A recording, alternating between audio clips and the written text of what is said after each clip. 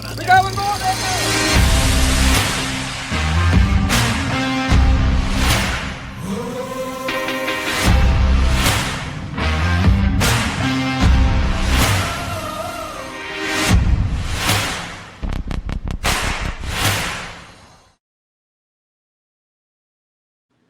Russell Gahagan here from Russell's Fishing Tech, coming at you with Russell's Fishing Tech's 2025 Salmon School, class number 1.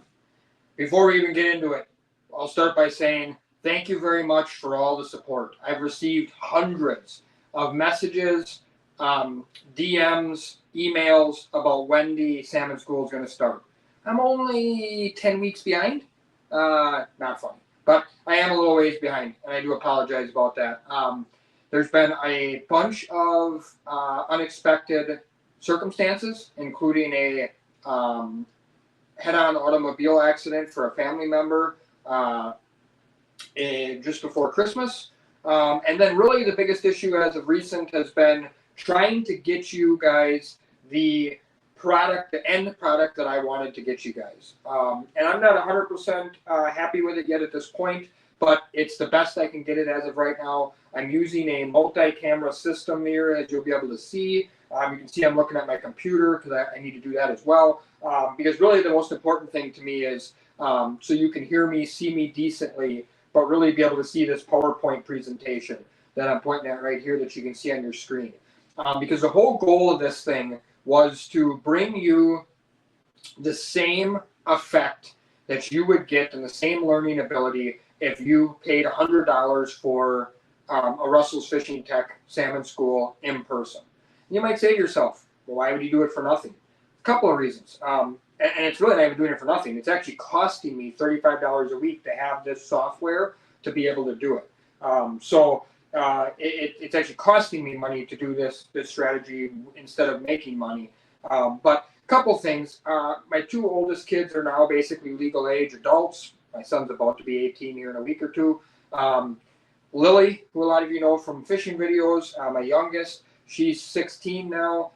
She's playing a lot of basketball for high school, travel ball, and growing up, growing up when I had a tackle store, I fished a lot of tournaments, just did a lot of things. I wasn't always there and didn't always have all the opportunities to see all the things I wanted to see with them and spend the time with them that I did. So I just decided I wasn't willing to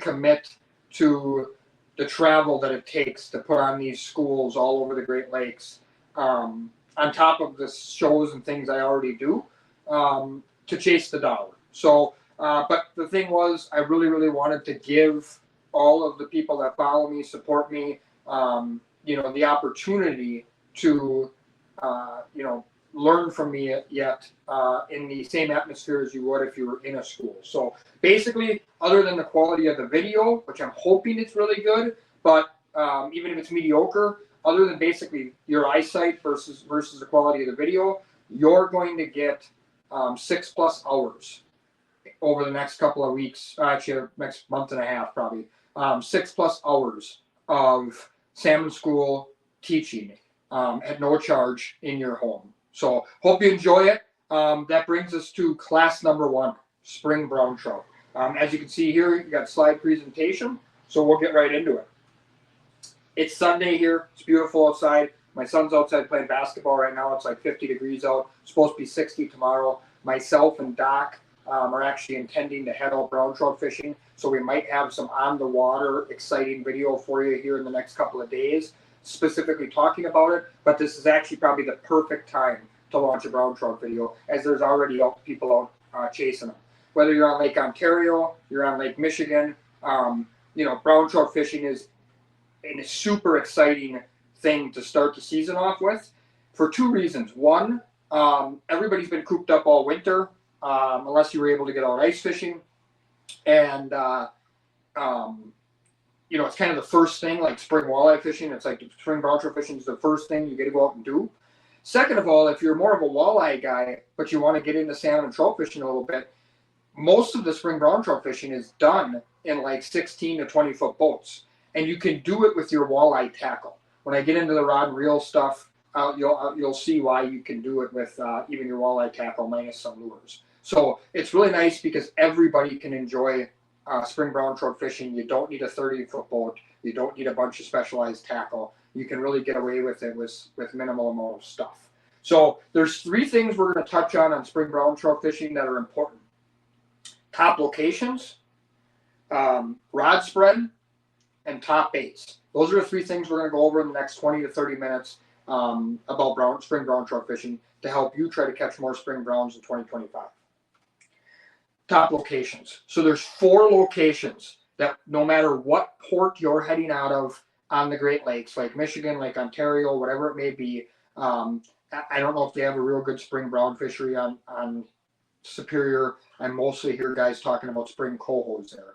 But for spring browns for Lake Michigan or Lake Ontario, there's 4 locations you should key in on. Number 1, rocky shoreline.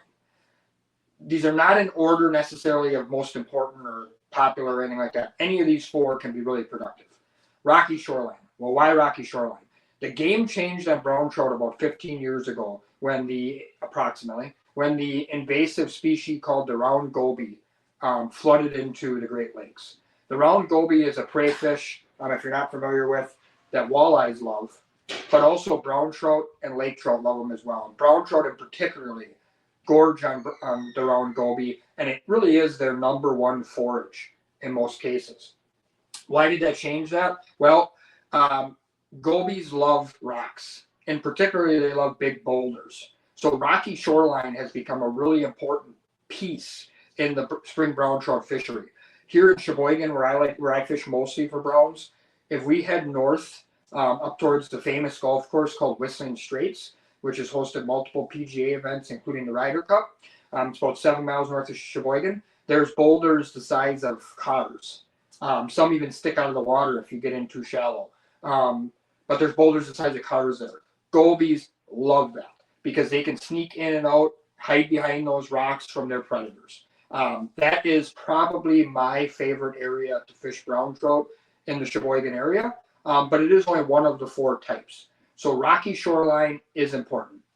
I get asked a lot, well, when you're fishing the shoreline for browns, what depth of water? For me, it's primarily like 7 to 15 foot, with me really keying in on probably that like 10 to 12 foot of water. I get in as skinny as like 7 and out as far as 15. Now, I will say, later in the spring, mid-April or so, towards the end of the brown trout run, water's warmed up a little bit, or on a real clear day, we might kick out to 15 to 25 foot, but that's a rare situation. Early in the spring like this, when the water's ice cold like it is right now, probably in the low 30s, I really like to tuck into that real shallow water, because like a day like tomorrow where it's supposed to be a high of 60, the sun's supposed to shine, that sun and that 60 degrees, that can get on that 7-8 foot of water, and there can be a nice water temp rise even throughout the day of a couple of degrees, in that real skinny water, that 6, 7, 8 foot. You can see a temperature rise, and then brown trout love going in there and sunbathing in that real clear or real shallow water. So that's one area. Another area, power plant discharge. There's power plants kind of all throughout the Great Lakes. There's not as many as there used to be. We have one here in Sheboygan. That one's changed a little bit. They don't pump out the warm water like they did when I was a kid, and the area in front of it has gotten real shallow as it's silted and sanded itself in. It's now probably only 5 to 7 foot in front of there, where it used to be 12, 15 foot. So it's not as good as it used to be, but it's still a great spot. In my opinion, the best brown trout fishing on all of the Great Lakes is out in front of a power plant discharge, and it's called the Oak Creek Power Plant, just south of Milwaukee, Wisconsin. I think that's the best overall brown trout fishing that exists on all the Great Lakes. I have fished brown trout in Lake Ontario. Obviously, I've fished them a lot on Lake Michigan. In my opinion, that's the number 1 overall spot.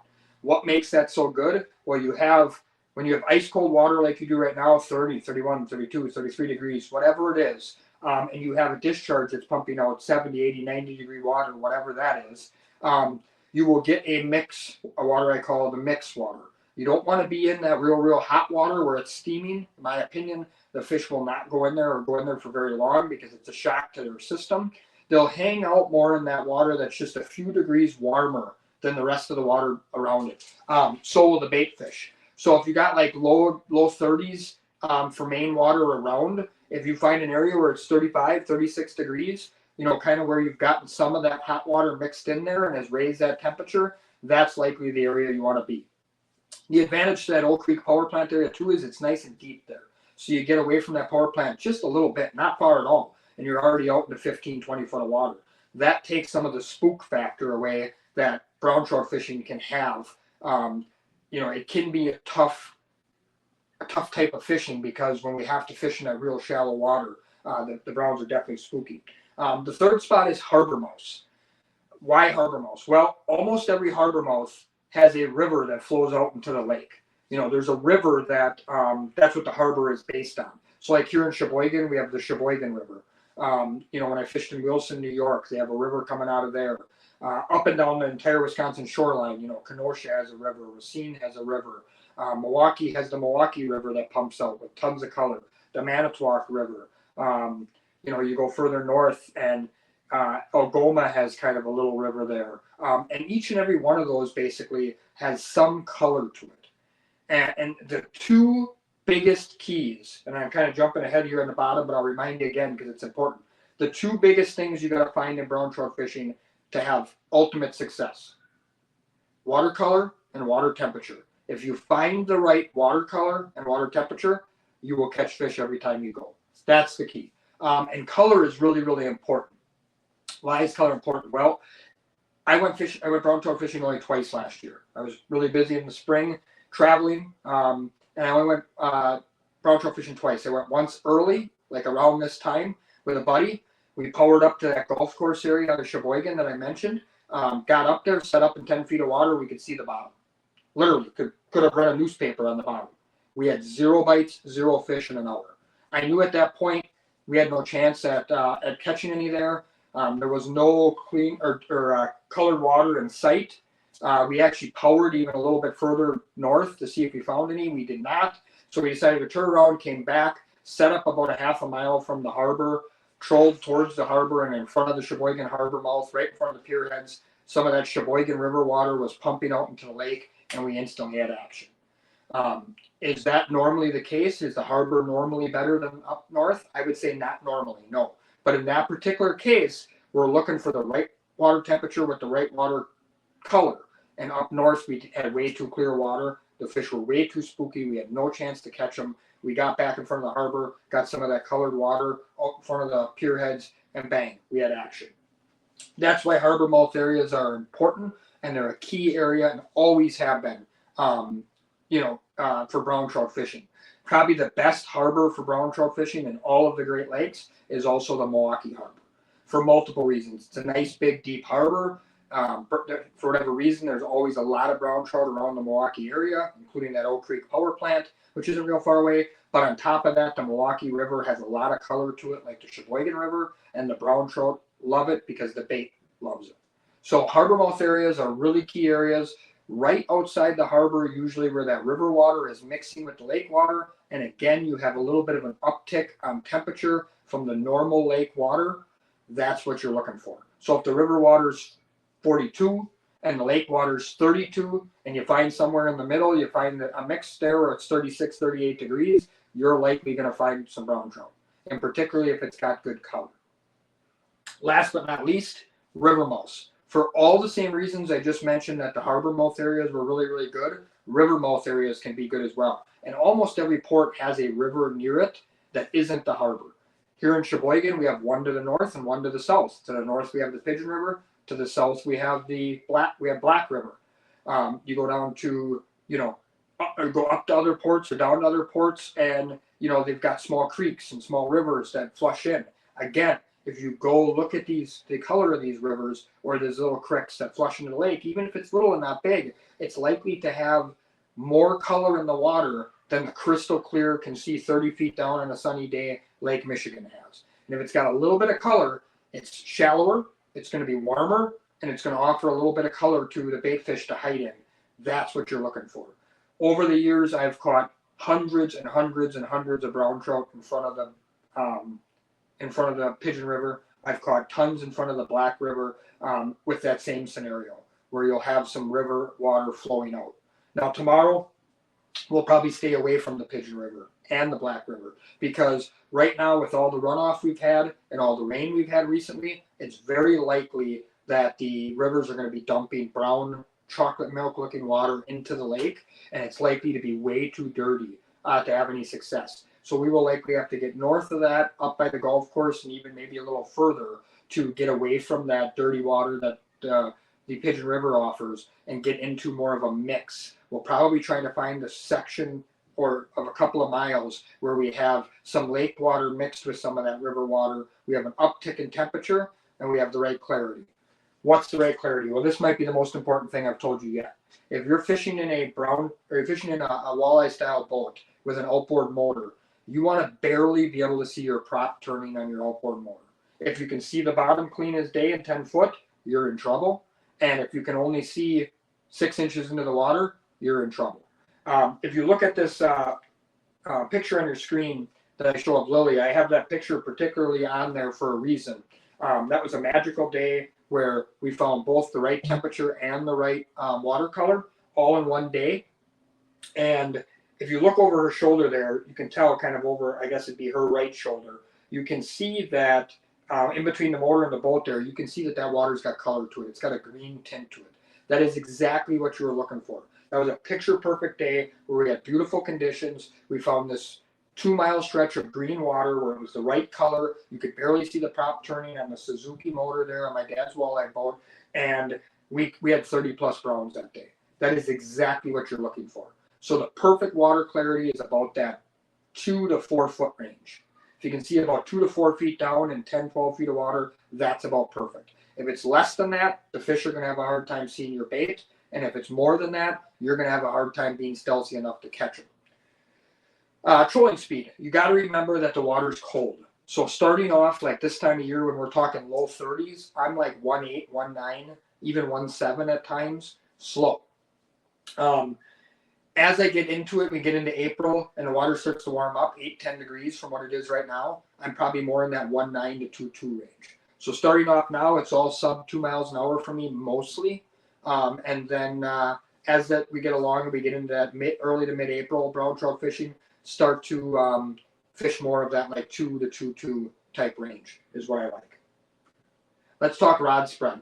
I talked about the fact that you're looking for that perfect color water. Unfortunately, every time you go, you're not going to find the perfect type of water. So you are going to deal with a little bit of either too clear or too dirty at times. I'm going to teach you a little bit about the things that I like to run and how that'll help you catch a few more fish in making those decisions. So there's really only 2 setups that I run successfully for brown trout: planer boards and divers. Planer boards are going to be your number one almost all the time, but not all the time. And there's really 3 different ways you could run your planer boards. The first one I'm not going to recommend, which would be with short lead core on them, half a color, 1 color, 1.5 color even. And the reason that I wouldn't recommend that is I wouldn't want people to set up those type of rods specifically for brown trout fishing unless you're going to do a lot of brown trout fishing. Like you're going to go 20, 25 times every spring. You know, it wouldn't be worth dedicating that kind of money to those setups because you're probably not going to use those for much else. Maybe fall kings, maybe offshore steelhead, but that's really shallow and really short stuff for that. So primarily it becomes adding a weight to a line, basically. And you can use snap weights, which I don't really like just because it's one extra thing to clip on, clip off, yada, yada, yada. So I personally use and have used for a long time inline sinkers. And I'll show you, this is an inline sinker, if you're not familiar. You tie your main line to one end, or you can clip it with a snap swivel, and you tie a leader to the other end. The key is you're looking for the smallest inline sinkers you can find. This is a 1/4 ounce. This is the smallest that I can find. You can get these 1/4 ounce sinkers at Doc'sCustomCrankbaits.com.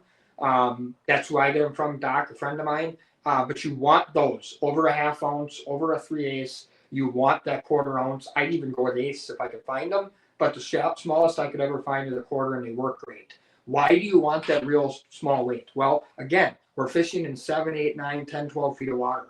We want as much stealth as humanly possible in that shallow water. you already have to let this setup out slow with a 1/4 ounce weight on it, and can only get it back about 15 to 30 feet behind the board before you're going to be in the bottom. So if you went up to a 1/2 ounce weight or a 1 ounce weight, which you probably have some in your tackle box of, you're not going to be able to let your line out very far, and you're already going to be in the bottom. So a 1/4 ounce is really what you want, and you can get those very inexpensively at docscustomcrankbaits.com. A lot of people ask me how much of a leader between the weight and your snap swivel. I like about a rod's length. So you can basically reel your setup right up to the tip and just kind of lean back and lift up and net the fish. So if you got, this is a 7-foot rod, you got a 7-foot rod about 7 feet. If you got an 8-foot rod, about 8 feet. Reel it just about to the tip, and then do your leader down to your handle of your reel or so, approximately. Gives you a good little bit of stealth there away from the weight, but not too long that it makes it difficult to net the fish. One note, I prefer 20-pound braid. Doc, this is Doc's rod actually. He's going to respool this when I take it back over to him today. He's got mono on it from the past. You can use mono. It does work. I don't like it as much. I do like 20-pound braid on these particular setups, but I do like a mono leader, of course. I prefer 20-pound, but this is the one time you'll ever hear me say you can get away with less than 20-pound on the Great Lakes. You can use a 15 or 17-pound mono leader if you really want to. Some people think they need to be stealthy and they need that, that extra less diameter, I guess, on their mono. I honestly think you're just fine with a 20-pound. I've caught a lot of brown trout in my life, a lot, and I've caught them primarily on 20-pound. So that's what I use, 20-pound leader of about 7 or 8 foot in between the weight and snap swivel to the lure. The other setup that can be really, really productive, and it just takes the right day, is a mini slide diver. So what you're looking for is if you head out there and you have good color in the water, like the picture that we had up of Lily before, where we have good green tint in the water, that day we caught a lot of fish on slide divers. If it's a little bit choppy, like tomorrow I saw the forecast supposed to be flat calm in the morning, a little bit of wind out of the west in the afternoon. If Doc and I stay out for a while and we get a nice 1 foot chop or something on the water, it is highly likely that the slide divers will work real well if there is a nice decent chop. I do prefer the mini slide diver, which is a 00.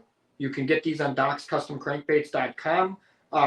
Why do I prefer the mini one over a regular one? Again, we want to be as stealthy as possible. This mini one has less surface area, doesn't dive as deep as fast, so I can put out about 9 to 20 feet of line out from that 7 to 15 foot of water and not be in the bottom, where if I'm going to go with the bigger diver, I have to let out less line. Now the nice part about the slide diver is it does slide up and down the line, so I can adjust the lead behind it, but I still do like to get it away from the boat as far as possible. So I like to put this on a 4 setting, which is also known by me as the edge of the weight, which a lot of you know, way out here on the edge of the weight, a 4 setting. I realize you can't see it. Okay, there. Edge of the weight right here, a 4 setting. I do like to do that to get it kicked out to the side real nice, and then with that small 00 diver. He didn't set this up all the way for me, but from the diver to the snap swivel of the lure, I like a 6 foot mono leader, so that we can reel this right up to the tip and then just lift the rod up and net the fish. That's the advantage of the slide diver, what makes it so good in shallow water situations. I know in New York they use something called a Chinook diver. I have to be honest with you, I'm not familiar with it at all. I mean, I know what it is, but I've never used it with any success or real familiar with it, but I know there they do use it with success. Personally, I think the slide diver offers more versatility and is just a better bell and whistle, but I'm saying that coming from an opinion of somebody who has not tried the Chinook diver. So I don't know for sure, have not tried it. I'm sure some of you have and may really prefer that. But either one of those two would work.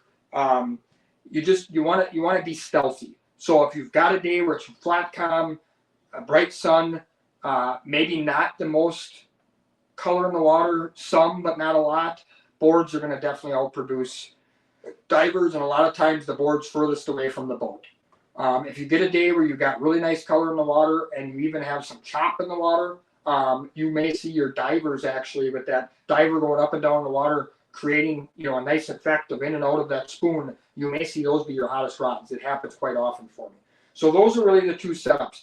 On a day like tomorrow with Doc, what I'll probably do is we'll probably set up 5 board rods and 1 diver rod to start. And if the diver rod's going, we'll take 1 board rod out, add a second diver. If the boards are going and the diver is not, we'll end up yanking that diver and we'll go with 6 boards. That's kind of that, start wide, focus in quick thing I'll do. I won't put all my eggs in the diver basket right away unless I think it's just a picture perfect day with water clarity for it.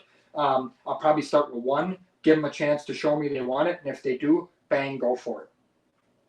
We talked a lot about watercolor. It's really the only time of year, spring and fall, that watercolor matters. Spring browns, spring cohos, spring kings on Lake Ontario, and then fall kings. That's really the only time we talk about color, because anytime we get away from the shoreline, basically, color's not a factor anymore because it's always clear out in the lake.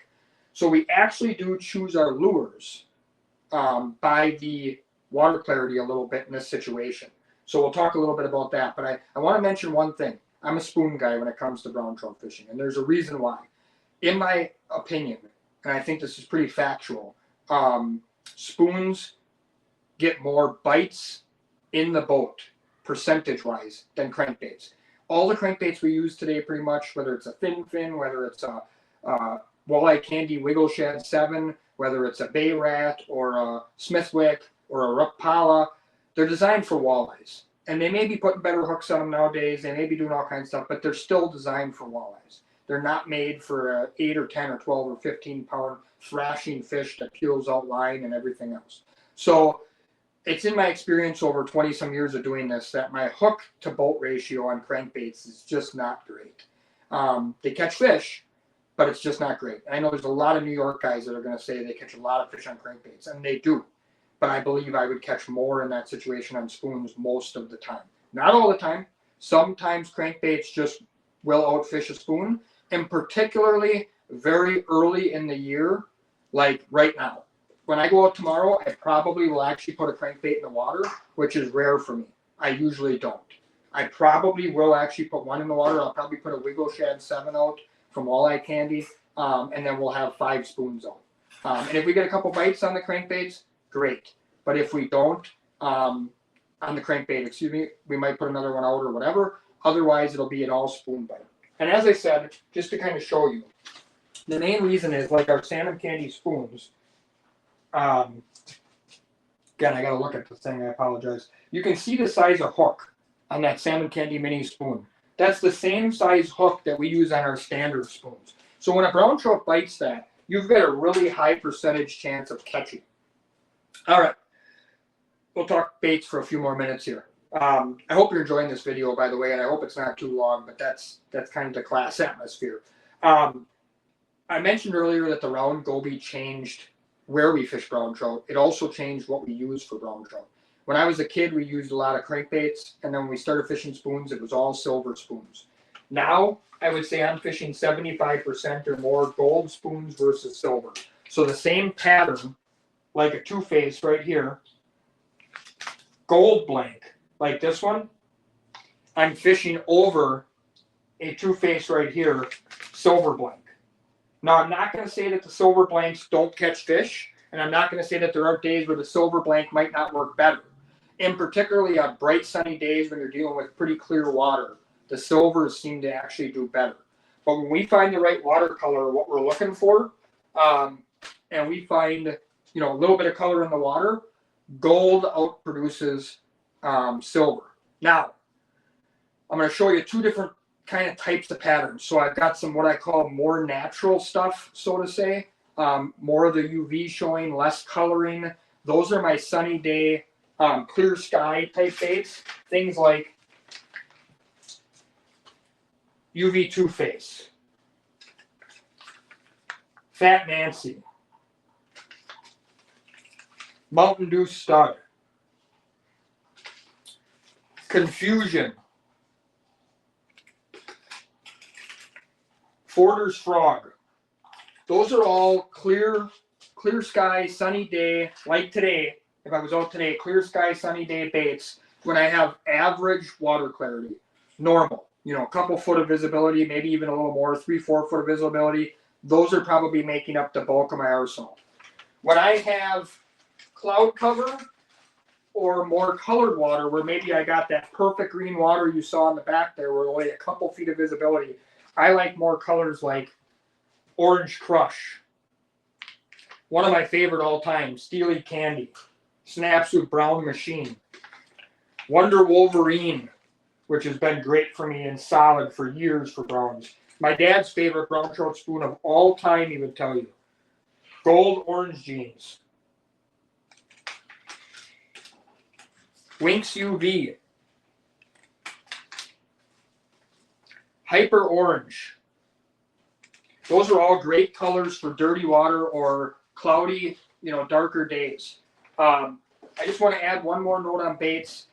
Our glow spoons have become so popular that with guys fishing browns and colored water and dark conditions, I have had a lot of success over the years with a lot of whites, a lot of glows. So we have added some of our most popular glow patterns to our mini spoons, and I would definitely suggest you get some of these.